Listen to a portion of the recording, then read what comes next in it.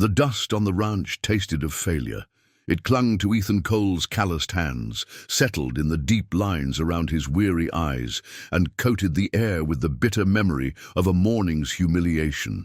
He was a man of the earth, a sturdy pillar carved from years of backbreaking labor under the scorching Arizona sun. His ranch, sprawling and rugged, was the only thing that had ever truly belonged to him. But now, even that felt tainted. He was 26, and for the past 10 years he had been mocked, whispered about, and finally punished. The reason was simple, brutal, and unchangeable. He couldn't have sons. In a world where a man's legacy was his bloodline and his future was measured in the strength of his boys, Ethan was a barren field. He'd tried everything the traveling merchants and old-timers had suggested, herbal remedies, strange rituals, even prayer, but nothing worked. The community's patience, always thin, had finally snapped. Yesterday they had dragged him to the town square, not out of malice, but out of a grim, misguided sense of communal justice. The town leader, a man named Silas with a stern, unforgiving gaze, had declared that Ethan's failure to produce heirs was a blight on their community, a weakness that could not be tolerated. The punishment was 20 lashes. Each one a stinging, fiery serpent of pain that coiled around his back, a brand of his inadequacy. He didn't cry out, he didn't plead, he just endured, his jaw locked tight as the whips cut through the fabric of his shirt and the skin beneath. Now, as the sun dipped low, casting long skeletal shadows across his land, the pain was a dull, persistent throb. He sat on the porch, a lone figure in a vast, empty landscape. The silence was deafening, broken only by the mournful wind rustling through the dry grass. He had built this ranch for a family he could never have, and now it felt like an echoing tomb. His gaze drifted to the west, to the distant silhouette of the mountains, a rugged, unchanging wall against the world. He felt like one of them, tough and unyielding, but utterly alone. He ate his meager meal, the food tasteless in his mouth, the shame a bitter aftertaste. He was a man of land and leather, and he had nothing to show for it but a scarred back and an empty heart. If this story has you hooked, make sure to hit the subscribe button so you don't miss a moment of this incredible journey. The morning sun rose, a brazen orb of fire in the vast, cloudless sky, but it brought no warmth to Ethan's spirit. His back felt like it was on fire, a constant reminder of the previous day's public shaming. He moved with a stiff, careful gait, tending to his chores. The horses seemed to eye him with a knowing sadness, and the chickens clucked with a kind of pity. Everything felt different, everything felt worse. As he finished mending a broken fence post, he saw a figure in the distance, a woman pulling a small rickety wagon. It was Sarah. Her husband, Thomas, had passed from a sudden illness just 2 weeks prior. Her face, usually so kind and open, was etched with a new kind of hardship he hadn't seen before. As she drew closer, he saw 2 small children huddled in the wagon's bed, their eyes wide and nervous. Jacob, about 7, and Lily, no more than 4. "Ethan," she said, her voice soft but firm, a stark contrast to the unforgiving landscape. She had a small satchel clutched in her hands. I saw what they did to you." Ethan turned away, shame burning hotter than his wounds. "It's nothing, Sarah, just a matter of public opinion." "It's an outrage," she insisted. "They had no right." She looked from him to the vast, empty space around his ranch house. "My husband's family, they want the children." Her voice trembled slightly. "They say a woman can't raise them alone out here. They want to take them east." Ethan kept silent, his gaze fixed on the children. Jacob, a miniature of his father, stared at the ground. Lily clung to a worn doll, her thumb in her mouth. They were her whole world. Why would she be here? He waited, his stomach a tight knot of apprehension. "I can't let them go," she said, her voice breaking. She knelt, her eyes pleading with his. "They're my children, but they need a father. They need a ranch. They need—" She took a deep breath. They need this. I'm not strong enough to keep them safe and fed and give them what they need alone." She held the satchel out to him. "Ethan, I'm offering them to you, not to take from me, but to share with me. They need a man to care for this land for them. You're that man. I know you are." His mind reeled. The absurdity of it was breathtaking. A man publicly shamed for his lack of children offered children the next day. It was an impossible choice. He was a man with a damaged soul and a scarred back. What right did he have to a family? He looked at the pain in her eyes, the desperation that mirrored his own. Her offer wasn't an act of charity, but of raw human survival. For a fleeting moment, he saw not a burden, but a purpose to fill the yawning void inside him. Ethan stood in the doorway of his home, a place that for years had known only the echo of his footsteps. Now, it was filled with the sounds of children. It was a cacophony he wasn't prepared for. The high-pitched giggle of Lily as she chased a barn cat. The quiet, uncertain murmur of Jacob as he traced the patterns on the wooden floor. Sarah had been right. They needed a home, and somehow, by a desperate twist of fate, his empty ranch had become that home. He had accepted her offer, a hesitant nod in response to her tearful plea. They had agreed on a partnership, a fragile truce against a cruel world. Sarah would stay in her small cabin on the edge of her property, close enough to visit, but far enough to give him space to learn. She would teach him about the children's favorite foods, their fears, their habits. The first few days were a blur of awkwardness. Ethan tried to talk to them, but his words felt like stones in his mouth. He was used to speaking to animals and silent landscapes, not to the complicated, grieving hearts of children.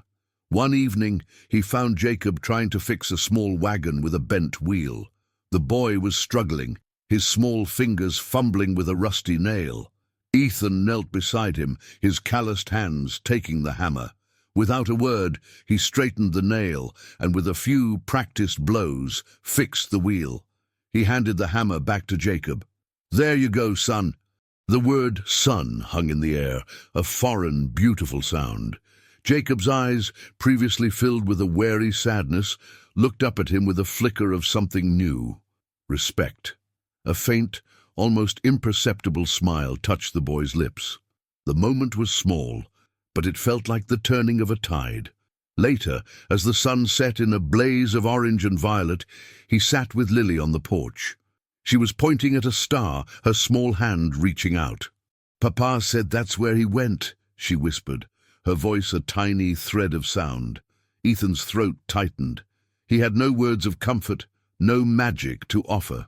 All he could do was put an arm around her, a gesture of silent protection. She leaned into him, her head resting against his side. The warmth of her small body was a revelation. He was not just a man of failure and scars. He was a man with a purpose. He was a protector. The weight of his loneliness began to lift, replaced by the weight of a responsibility he was only just beginning to understand. The whispers started before the sun was fully up. The story of Ethan Cole's new family traveled faster than a telegram. The same people who had stood by and watched him get lashed now watched with a mix of curiosity and scorn as he rode into town with Jacob and Lily in a wagon. Their presence was a living contradiction to his public shaming. "Look at that," a man muttered, loud enough for Ethan to hear. "The man who can't have a family is now parading someone else's." Another scoffed. "Probably just for show.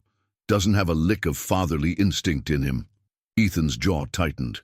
The anger was a familiar fire, but this time it felt different. It wasn't the burning humiliation of his own failure. It was the protective rage of a man defending his own. He kept his gaze forward, his hand resting on Jacob's shoulder. The boy, sensing the tension, gripped the wagon's side, his small face a mask of fear. They were in the general store when the confrontation came. Silas, the man who had ordered the lashing, blocked their path. "Cole," he said, his voice a low rumble, "this is a new low even for you, using a grieving widow's children to save face."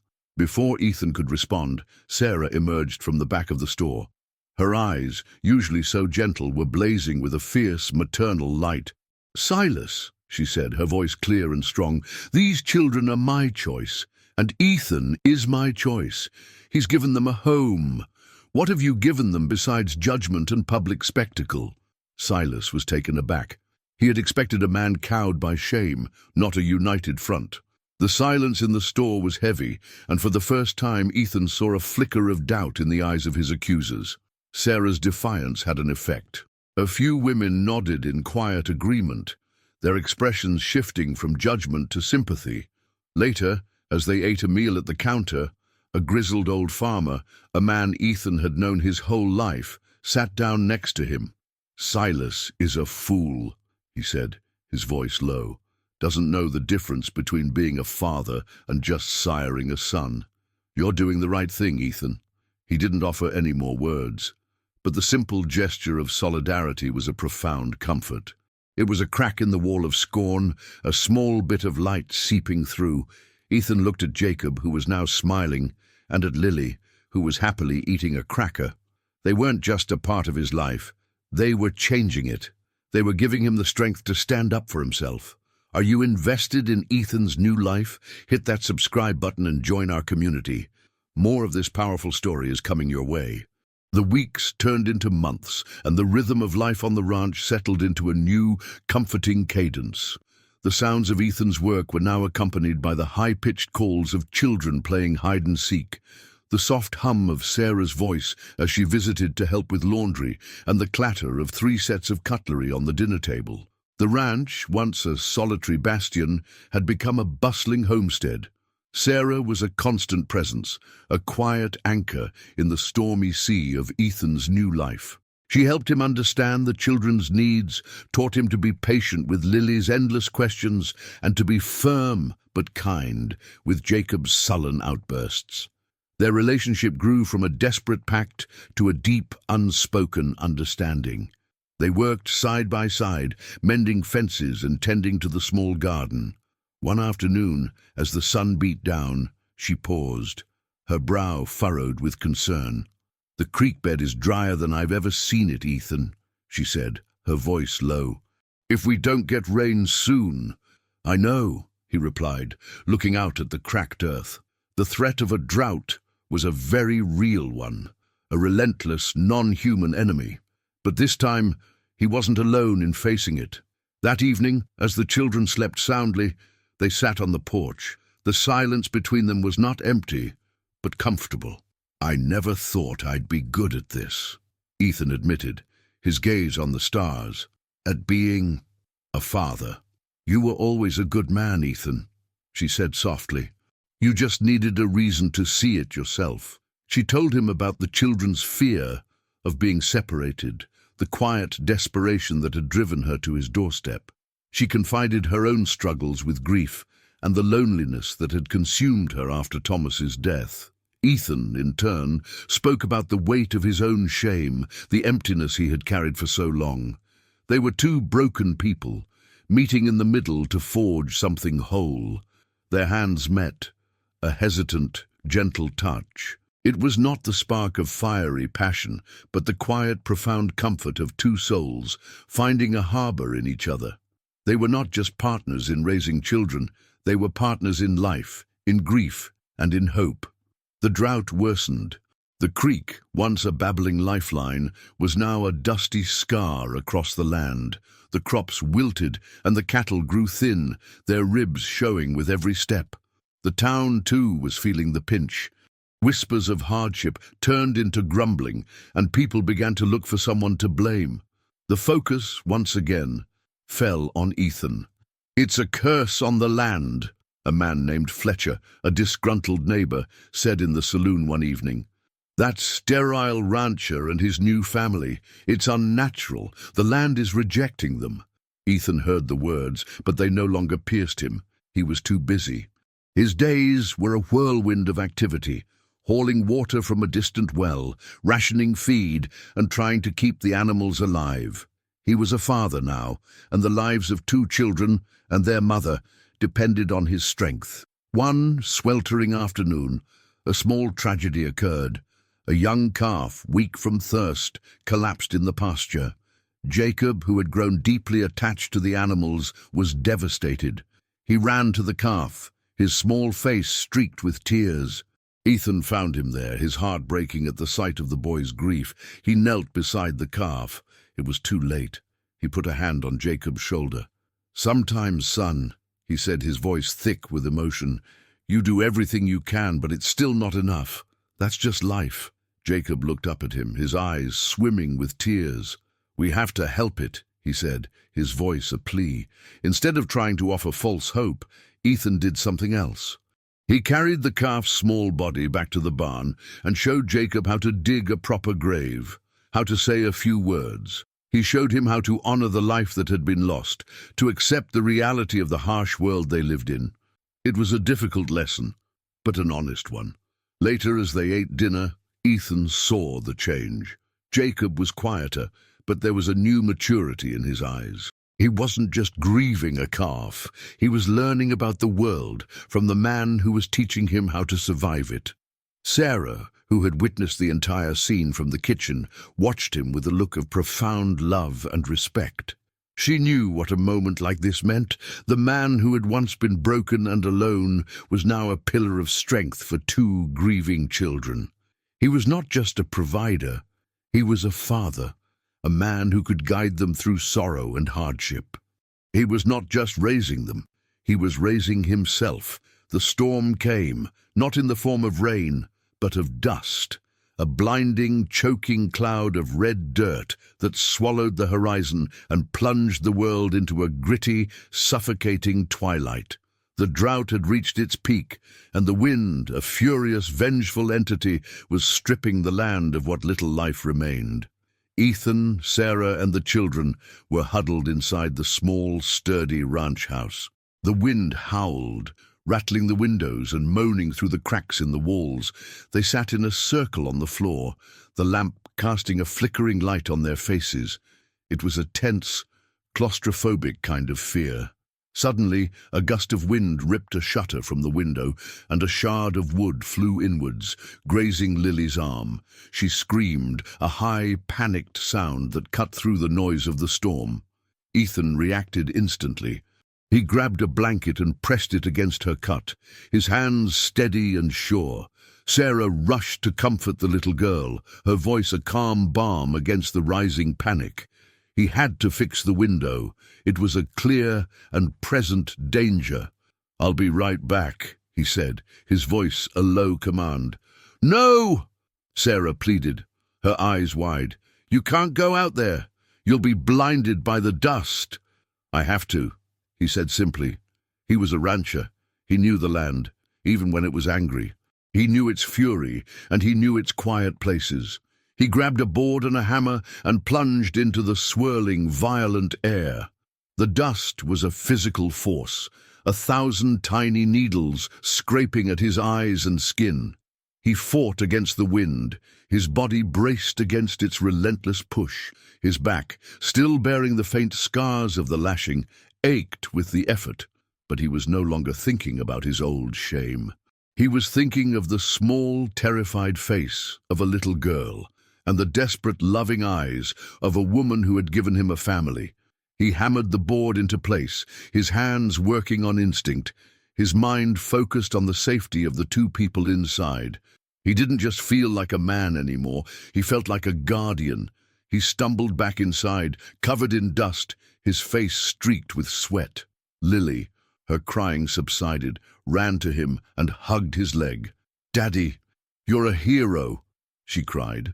The word, a simple, childish utterance, was more powerful than any praise he had ever received. Don't miss the climax of this incredible journey. Subscribe now to be the first to know what happens next. The dust storm finally passed, leaving a world coated in a thick, uniform layer of red silt, but the air was clean, and a strange, profound calm had settled over the ranch. The storm, as terrible as it was, had proven something vital. It had solidified the bonds of their new family. Ethan was no longer an outsider. He was no longer just the man with the scarred back. He was a man who had faced down a storm to protect his family. The town, which had watched the ominous dust cloud from a safe distance, heard the story. Silas, the town leader, came to his ranch a few days later. He stood awkward and silent on the porch, a man who had to confront the consequences of his own prejudice. "Cole," he said, his voice uncharacteristically soft, "I heard what you did. I was wrong about you." Ethan simply nodded. He didn't need an apology. The life he had built was his vindication. Silas left, and a new kind of peace descended upon the ranch. The quiet understanding between Ethan and Sarah deepened into something undeniable. One evening, as they watched the sunset, the sky a glorious riot of color, he turned to her. He didn't have a practiced speech. He only had the truth. "Sarah," he said, his voice low and sincere, "the day you came to my ranch, I was the most broken man in the world. You gave me a reason to be whole again. You and these children, you're my home."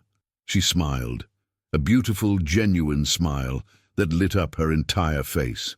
She took his hand. "You were never broken, Ethan, just waiting for a reason to see your own strength. You were always a father. You just needed children to find you." He leaned in and kissed her, a gentle, tender kiss that spoke of shared hardship, of quiet comfort, and of a love that had grown from the ashes of two separate tragedies. It was a kiss that sealed their new beginning, a promise of a future they would build together, brick by brick, moment by moment. The lashing had not broken him, it had emptied him, making space for a new life. And Sarah and her children had filled that space with love, purpose, and the beautiful, messy reality of a family. The men who had lashed Ethan were not all bad men, just men clinging to old traditions and fears. But one of them, a harsh and bitter man named Jed, couldn't let go of the grudge. He saw Ethan's newfound happiness as a personal affront, a direct challenge to the old ways. He rode onto Ethan's ranch one afternoon, his face twisted with anger. "So you think you can just forget what you are, Cole?" he sneered. "Living in someone else's shadow, raising another man's kids." Ethan stepped out onto the porch, his body no longer hunched in shame, but standing tall and proud. Sarah came out and stood beside him, her hand a steady weight on his arm. From inside the house, Jacob and Lily watched through the window, their small faces pale with fear. "These children are my children, Jed," Ethan said, his voice firm and unwavering. "And this is my home. You can turn back now." Jed laughed, a harsh, grating sound. "And if I don't? What are you going to do? You're no man. You're a pretender." He dismounted, taking a step toward the house. Ethan didn't reach for a gun. Instead, he simply stood his ground, a calm, immovable force. "You can't take away what I have, Jed. It's not something you can see. It's in here," he said, tapping his chest. "It's in the laughter in the house and the comfort of my family. You took something from me a long time ago, but you also made space for something better. You want to fight? Go ahead. But you're not fighting a lone man anymore. You're fighting a family." His words, simple and true, hung in the air. Jed's sneer faltered. He looked at Ethan's solid stance, at the fierce protection in Sarah's eyes, and at the two small faces watching from the window. He was a man fighting a ghost from the past, but he was facing a solid, unbreakable present. The fight was gone from him. He had nothing left to say. With a frustrated glare, he turned, mounted his horse, and rode away, defeated not by force, but by the quiet power of a man who had found his purpose. The land, as if in recognition of the peace that had settled upon the ranch, finally gave a gift. After months of dry heat, a gentle, soaking rain fell. It was not the violent tempest of the dust storm, but a quiet, life-giving shower that washed the dust from the world and brought a sweet, earthy scent to the air. That evening, as the rain pattered softly on the roof, Ethan, Sarah, Jacob, and Lily sat around the fireplace. The fire cast a warm, golden glow on their faces. The children were no longer cautious guests, but a lively, chattering presence. They talked about the day's events, the newly green grass, and the promise of a bountiful harvest. Sarah's hand rested on Ethan's knee, a silent testament to the love that had bloomed between them. The ranch was no longer a place of shame and solitude. It was a home, alive with the sounds of a family. The scars on Ethan's back were still there, a map of his past, but they no longer defined him. They were a reminder of the pain he had endured, but more importantly, a reminder of the journey he had taken to find this moment. His family was not forged by blood, but by choice. He had chosen to be a father, and Sarah had chosen to be his partner. The children, in their innocence and their quiet acceptance, had chosen him too. Their family was a testament to the idea that love is not inherited, but earned. It is a thing built patiently and painstakingly from compassion, resilience, and a shared commitment to building a better future. Ethan looked at Sarah, at her soft smile, and at the sleeping forms of the children curled up on the rug. He had been a barren rancher, a man marked by failure. But in the end, he had found something more valuable than a son of his own.